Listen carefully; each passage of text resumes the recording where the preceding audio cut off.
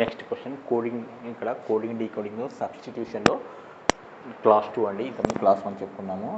ఇక్కడ this is the class 2. ఇందులో తీసుకున్నట్లయితే మొత్తం ఒకటే మోడల్, దానికి పెద్ద తేడా అనేది ఇక్కడ చూడండి. ఇక్కడ క్వశ్చన్ ఏమడుతున్నాను, if rat is called cat, cat is called dog, dog is called elephant, elephant is called giraffe, which of the following animal is used by policemen to catch thieves. ఇంత పెద్ద క్వశ్చన్ చదవడం time waste. అంటే first వచ్చేసి మనకి ఏం కావాలో చూసుకోవాలంతే. ఇక్కడ ఏంటి, ఇందులో 2 రకాలు ఉంటాయని చెప్పాను, ఇంతకుముందు క్లాస్లో చెప్పాను. ఒకటి మీన్స్ అని ఉండేది, ఒకటి మీన్స్ అని ఉండే క్వశ్చన్, ఇంకోటి మీన్స్ అని లేని క్వశ్చన్ అని ఒకటి. మీన్స్ అని లేని క్వశ్చన్ అని కూడా ఒకటి. దీంట్లో మీన్స్ అనేది లేదు కాబట్టి ఇంకా మనం ఒకటే సొల్యూషన్ ఒకటి వచ్చేస్తుంది. అంతే, మిగతా అన్నిటి కూడా ఒకటే.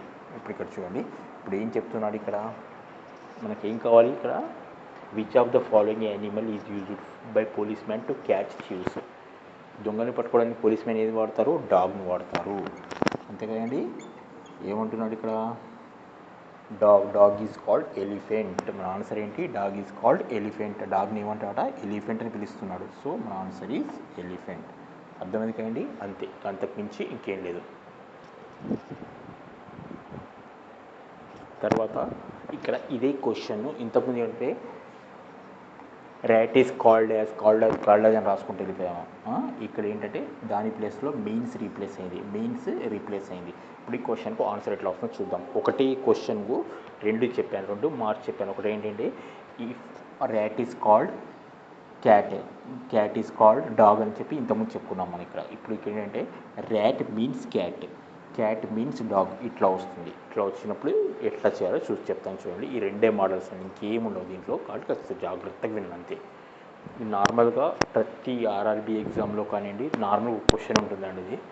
Which of the following animal used by police men to catch thieves. దేన్ని వాడతారు, డాగ్ను వాడతారు. అంతేకాండి, డాగ్. ఇంతకుముందు అంటే ఏం చెప్పుకున్నాము, ఇక్కడ ఏం చెప్తున్నాడు, డాగ్ మీన్స్. ఇప్పుడు ఇక్కడ చూడండి, ఇంతకుముందు అంటూ డాగ్ మీన్స్, ఇప్పుడు ఇక్కడ అర్థమవుతుంది కదండి. ఇక్కడ క్యాట్ మీన్స్ డాగ్, క్యాట్ అంటే డాగ్ అట. అర్థమవుతుందా, అంటే ఏంటి ఇక్కడ డాగ్ అన్నట్లయితే ఇప్పుడు ఏంటి ఇక్కడ క్యాట్. మన ఆన్సర్ ఏంటి, క్యాట్ ఈజ్ ద ఆన్సర్. అర్థమైంది కదండి. ఇంతకుముందు మనం చెప్పుకున్న దాంట్లో దీనికి తేడా ఏంటంటే ఇది ఇంతకుముందు చెప్పుకున్న దానికి దీనికి తేడా. అర్థమైంది, డాగ్ అంటే క్యాట్,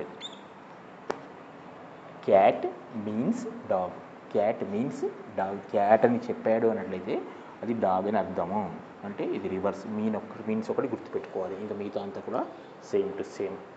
ఇంతకుముందు క్వశ్చన్లో ఏమొచ్చింది, if rat is called as rat is called cat is called dog is called elephant is called giraffe.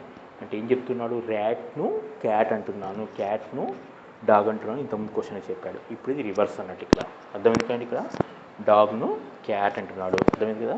Dog అంటే ఇంతకుముందు ఇటువైపు వెళ్ళాము, ఇప్పుడు బ్యాక్కి వచ్చాము. ఇంతే అండి, 2 క్వశ్చన్లు, ఇంకేం అవసరం లేదు ఇక్కడ. నార్మల్గా మీన్స్ అనేది రాదండి, నార్మల్గా మీన్స్ అనేది రాదు, చాలా తక్కువ వస్తాయి. కానీ వస్తే జాగ్రత్త కూడా, ఎందుకంటే ఎవ్రీ మార్క్ ఈజ్ ఇంపార్టెంట్. ఇక కాంపిటేటివ్ ఎగ్జామ్లకు పోయినప్పుడు ఎవ్రీ మార్క్ ఈజ్